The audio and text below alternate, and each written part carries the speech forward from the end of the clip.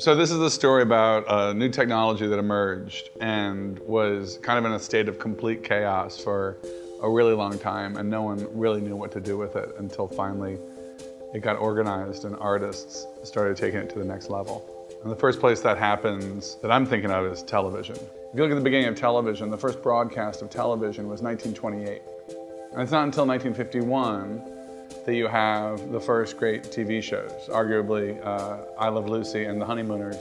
In that period, from the 20s to the early 50s, the networks figured out how to be networks, right? So NBC, CBS, and then later ABC figured out, wait, we need a morning news program and an evening news program, and we need drama, and we need a comedy, and we needed a late night show, right? So the Tonight Show starts way back then. And once they had that kind of DNA in place, they could start putting in the things that made sense. Then you saw great storytellers like Lucille Ball, or you saw John Frankenheimer, the great director, or Sidney Lumet, or Rod Serling, right, inventing Twilight Zone and really using the format in an artistic way, or even people like Alfred Hitchcock coming over from film and playing with television.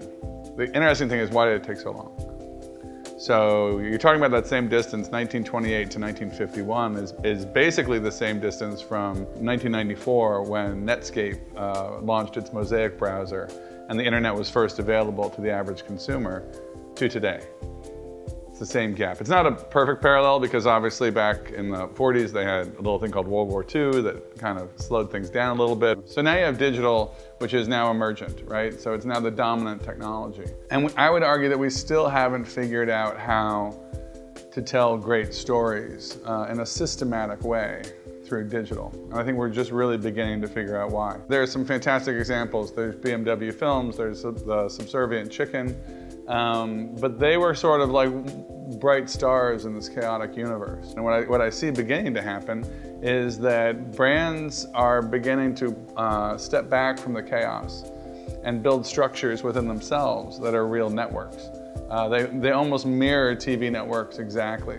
Whereas they used to have the Today Show, the morning show, the news program, we're now combining sort of a company's PR machine with the marketing storytelling and developing news formats that actually inform people about what the company's up to. Or you're seeing like, sort of fun, dramatic storytelling, like Intel's Beauty Inside idea, right? Or you're seeing kind of things that are beginning to play with that postery, sort of impactful work of old-fashioned brand print ads, which is what the Oreo did so well. Or, in the work that we do at Ford on trucks, and we'll have Mike Rowe actually going out and working with people who are using the trucks in interesting ways. So it's sort of up to us to develop the stories and the content again. We do comedy series. We did Doug the Puppet for the Focus, and we did Escape My Life for the Escape. And we're doing dramatic storytelling. We're doing kind of wild storytelling. We're doing all the things that you would find in the spectrum of a TV network. But we're taking it all inside. And then we're aligning with the chaos as much as we can and finding the narrowcast points. The biggest difference is that the old model of TV and broadcast was obviously one way.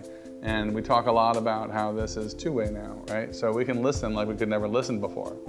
And if you think about that in terms of storytelling, it's wonderful to know what the audience is reacting to. It's wonderful to know in a very immediate sense through Facebook likes or Twitter retweets what actually has resonance. And a company will become a better company because of the way that the audience reacts to its stories. So one example of this is we did a commercial last year. It was in response to Hurricane Sandy, and we actually ran this commercial once. And all it was thanking the first responders for going into the eye of the hurricane and helping people. It was the most remembered commercial we did last year. And that told us something, that immediacy told us something. It told us something not only about the kind of story we were telling, but about our product and about how we were going to develop our Super Duty series, which helps the first responders and helps the bold guardians.